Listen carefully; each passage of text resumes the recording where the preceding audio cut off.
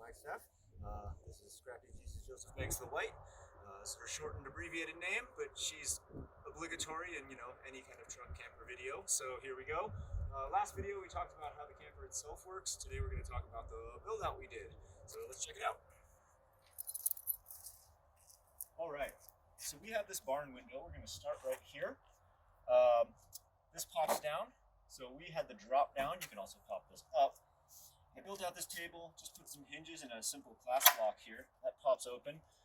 Velcro was my friend in a lot of this build. So we used that industrial Velcro. It's like the 15-pound outdoor rated stuff.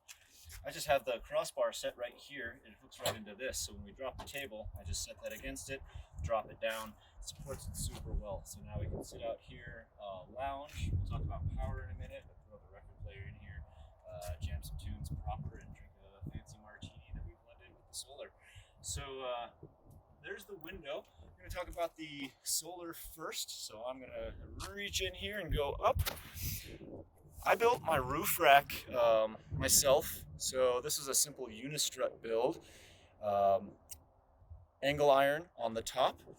I went with Goal Zero from Yeti. This is a Boulder 50.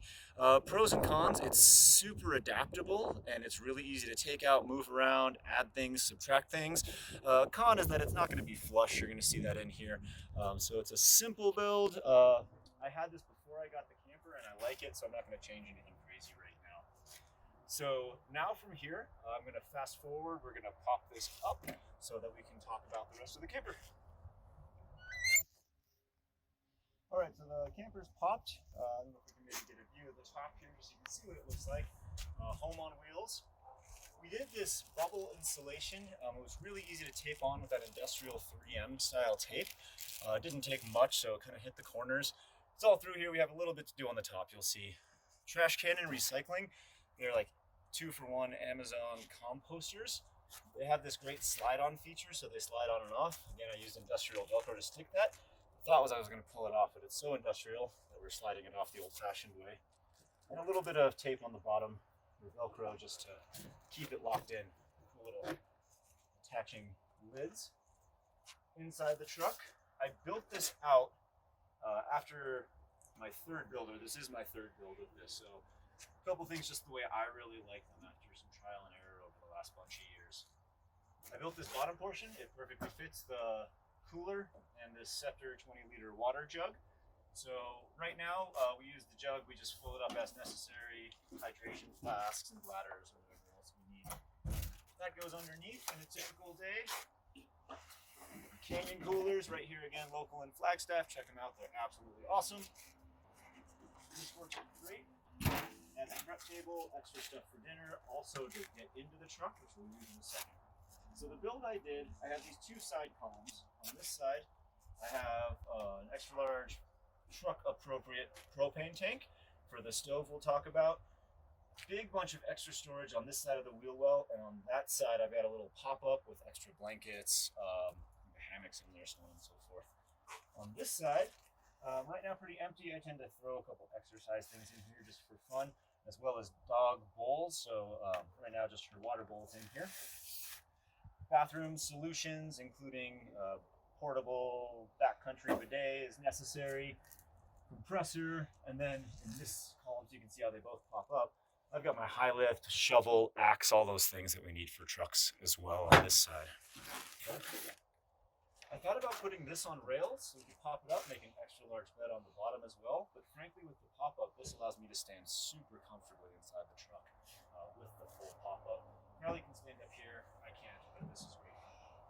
This is kind of the mud room, so if this gets dirty, this actually just pulls right out. You can dust it off, clean it, or you can have a really fancy walkway if you wanted to, and then it just slides right back in. So as well, helps support the rest. 3-drawer system. I do have each of the drawers hinged, so we can access them from inside of the truck if we needed to. But this pulls out, again, just pressure sits here. Jump drawer, all those things we need, headlamps and extra first aid kits and rope, etc., etc., etc. Cooking, so I have stove. I like the extra deep bit here. I hated banging stuff on some of my other builds into the top all the time. This pulls up. Actually, this is going to hinge down as well. But this is fuel, etc. And then kitchen, all of our cooking utensils, supplies, plates, spices, etc. All right, so that's this side of the drawer system. When we go in, again, the cooler makes a nice step.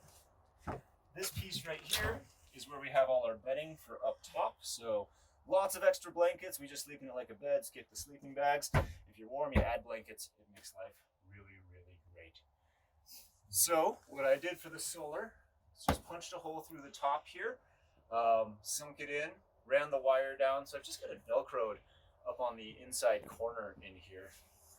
Here's the battery pack. So again, you can see it's not flush like a lot of, truck solar systems are battery systems. But again, it's super easy to just take this out, throw it outside, carry it with you if you need to, which we've done in the past for like forest extravaganzas and the like. And I just have everything kind of buttoned up and run underneath the well right here. I am going to button this up with probably an NRS strap going around and tacked into this just to keep it a little more stable. But that's most of it right there. So I'm always getting charged. I should say the roof rack has just enough space to add another Boulder 50, so if I wanted more, I could. Here, again, Velcro being my friend, we just keep it there, but we have the remote for lights, super simple LEDs. I'm really excited about them though, so we can, have the disco dance party as we're going through here as well. Let them fade, do all the cool things LEDs do. And that's pretty much it. Again, you'll notice the insulation. I love this build. I love this setup. We haven't been cold even on cold days. Having the power is really, really a neat perk that we haven't had in the past outside of standard batteries and headlamps and so on and so forth. So that's it. If you have questions, let me know. I'd love to answer anything. I know that it's always fun to see what other people are doing, so I hope this helps, maybe inspires you in any way. And leave some comments and be well, travel safe, happy adventuring, bring your dog.